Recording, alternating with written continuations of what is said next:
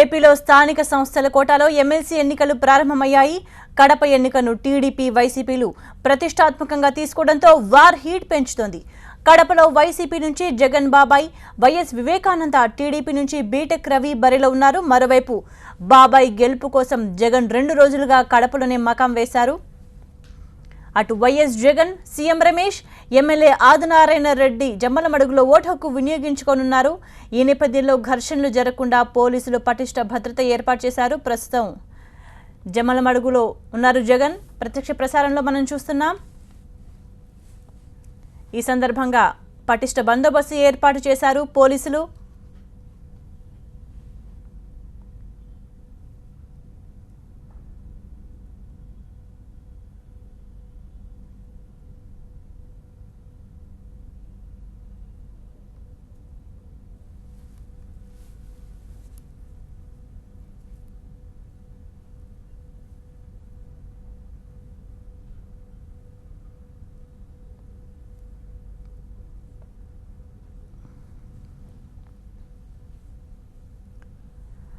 కడప వ్యాప్తంగా భారీ భద్రతను ఏర్పాటు చేశారు అధికారులు. ముఖ్యంగా జమ్మలమడుగు పోలింగ్ కేంద్రం దగ్గర సీసీ కెమెరాలతో పాటు డ్రోన్ కెమెరాలను కూడా ఉపయోగిస్తున్నారు. ఈ ఎన్నికలకు మొత్తం 3000 మంది పోలీసులతో భద్రత కల్పిస్తున్నారు. జిల్లాలో మొత్తం 70 సమస్యాత్మక ప్రాంతాలను గుర్తించి పోలీస్ పికెటింగ్ ఏర్పాటు చేసినట్లు అధికారులు తెలిపారు.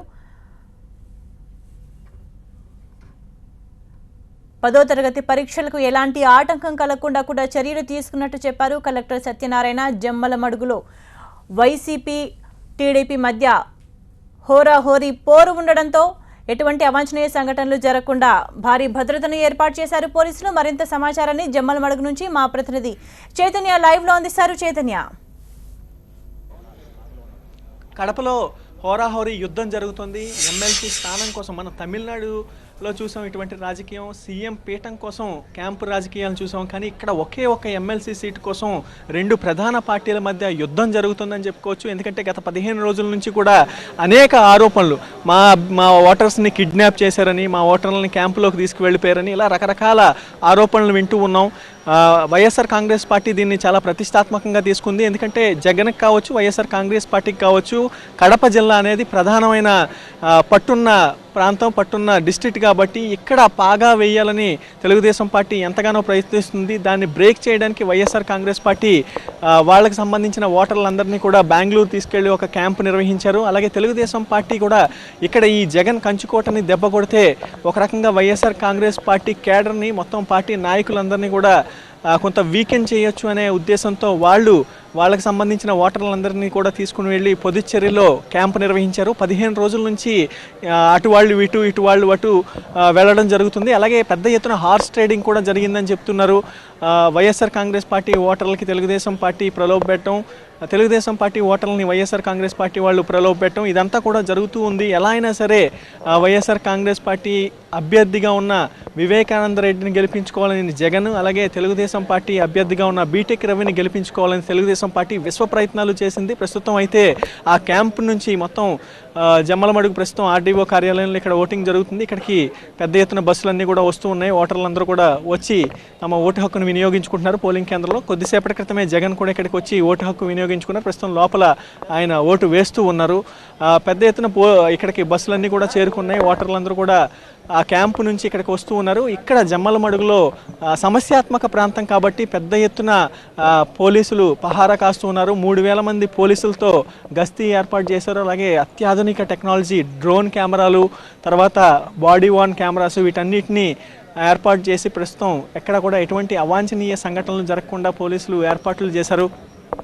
మొత్తం 840 ఓట్లు ఉన్నాయి.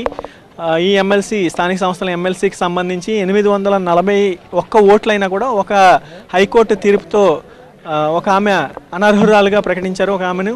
కాబట్టి 840 ఓట్లు ఇప్పుడు ఉన్నాయి. మొత్తం 421 ఓటు మ్యాజిక్ ఫిగర్ అని చెప్తూ ఉన్నారు. అయితే తెలుగుదేశం పార్టీ నాయకులు కొద్దిసేపటి క్రితమే మనతో మాట్లాడారు. వాళ్ళు చాలా ధీమా వ్యక్తం చేస్తున్నారు. ఖచ్చితంగా 60 నుంచి 100 ఓట్ల మెజారిటీతో మేము విజయం సాధిస్తామని వాళ్ళు ధీమా వ్యక్తం చేస్తూ ఉన్నారు. వైఎస్ఆర్ కాంగ్రెస్ పార్టీ ఆరోపిస్తున్నట్టు మేము ఎవరిని ప్రలోభ పెట్టలేదు, ఎవరిని కూడా కొనుగోలు చేయలేదు. వాళ్ళంతటా వాళ్ళు మేము చేస్తున్న అభివృద్ధిని చూసి వాళ్ళంతా కూడా తెలుగుదేశం పార్టీలో చేరారని వాళ్ళు చెప్తూ ఉన్నారు. వైఎస్ఆర్ కాంగ్రెస్ పార్టీ మాత్రం ఆరోపిస్తూ ఉన్నారు. వైఎస్ఆర్ కాంగ్రెస్ పార్టీ నాయకులు వాళ్ళ అధికార దుర్వినియోగానికి పాల్పడి మొత్తం ఎవరైతే ఈ కార్పొరేటర్లు, ఎంపీటీసీలు, జడ్పీటీసీలు ఉంటారో వాళ్ళందరినీ కూడా ప్రలోభ పెట్టి మా దగ్గర ఉన్న ఓటర్లందరినీ కూడా వాళ్ళ పార్టీలోకి తీసుకువెళ్ళి వాళ్ళ క్యాంపులో చేర్చుకున్నారని వైఎస్ఆర్ కాంగ్రెస్ పార్టీ వాళ్ళు ఆరోపిస్తున్నారు. అలాగే వైఎస్ఆర్ కాంగ్రెస్ పార్టీ వాళ్ళు కూడా మా ఓటర్లని ప్రలోభ పెట్టారని తెలుగుదేశం పార్టీ ఆరోపిస్తుంది. ఒక రకంగా యుద్ధ వాతావరణం, ఎక్కడ ఏ జిల్లాలోనూ లేనంత యుద్ధ వాతావరణం మనకి ఇక్కడ కనిపిస్తుంది. ఎలా అయినా సరే తమ పట్టు నిలుపుకోవాలని వైఎస్ఆర్ కాంగ్రెస్ పార్టీ అలాగే తెలుగుదేశం పార్టీ రెండు పార్టీలు కూడా విపరీతంగా పోరాడుతూ ఉన్నాయి. ప్రస్తుతం 4 గంటల వరకు కూడా ఎలక్షన్ జరుగుతుంది. 20వ తారీఖున ఫలితాలు వెలువడతాయి. 20వ తారీఖున వెలువడే ఫలితాల కోసం అందరూ కూడా ఉత్కంఠగా ఎదురు చూస్తున్నారు. మరి కాసేపట్లోనే ఆల్మోస్ట్ క్యాంపు నుంచి అభ్యర్థులు వచ్చి ఓట్లు వేయడమే కాబట్టి మరి కాసేపట్లోనే అంటే ఒక 2-3 గంటల్లోనే ఎలక్షన్ అంతా కూడా పూర్తయిపోయే అవకాశాలు ఎక్కువగా కనిపిస్తూ ఉన్నాయి. Over to studio. Thank you Chaitanya.